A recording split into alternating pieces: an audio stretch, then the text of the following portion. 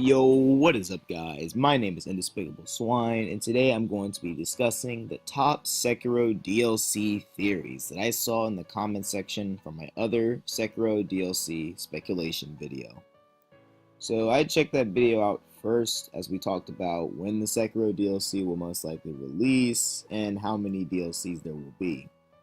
The link to that will be in the description, but without further ado, let's begin. The first theory comes from the mayor. This isn't necessarily a theory, but it's something I didn't want to just not mention. He says, I would love to play as a younger version of Owl or a Lady Butterfly.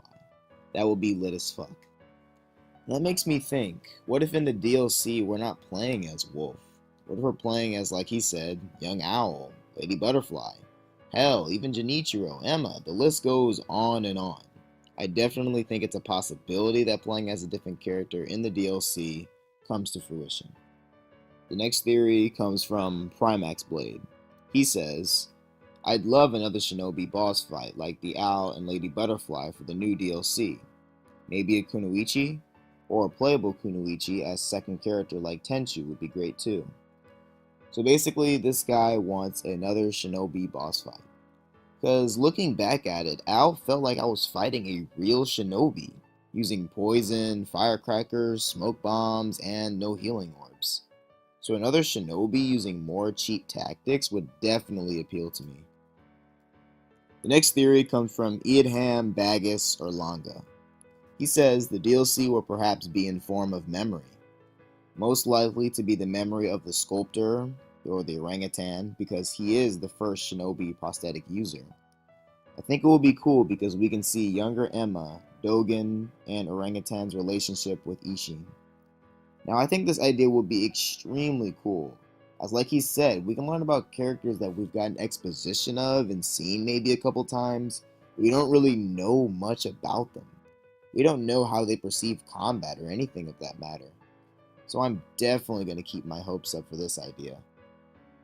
The next theory comes from Just Do the Math, which he is basically agreeing with my theory that I made in that video about Lady TOMOE.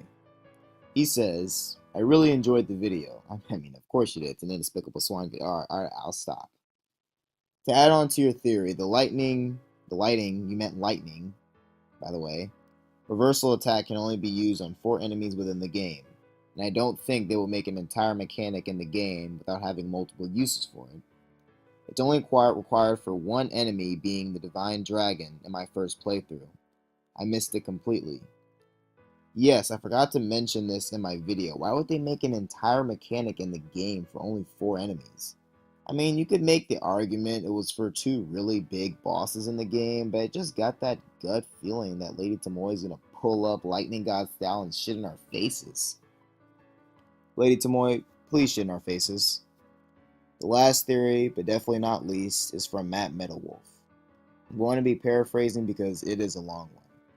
Matt doesn't believe there should be 1 DLC because there's a lot of story left to tell, and there's plenty of characters we've seen on screen or heard about but haven't made their appearance in the game.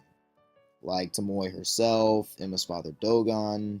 These characters were never really spoken of, and I believe that it can't just be left to rot. Shit, they can make a DLC about all of the other endings, what could happen next in the future for Shura, Immortal Severance, etc.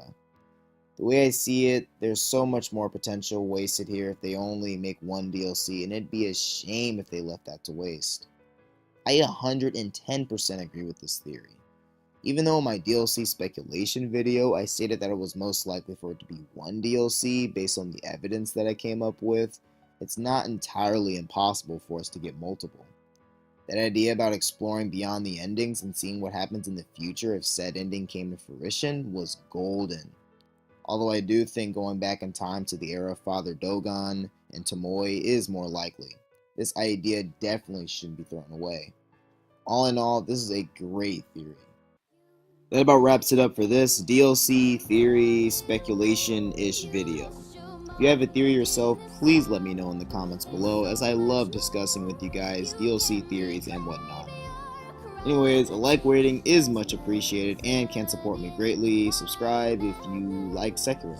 Thanks for watching.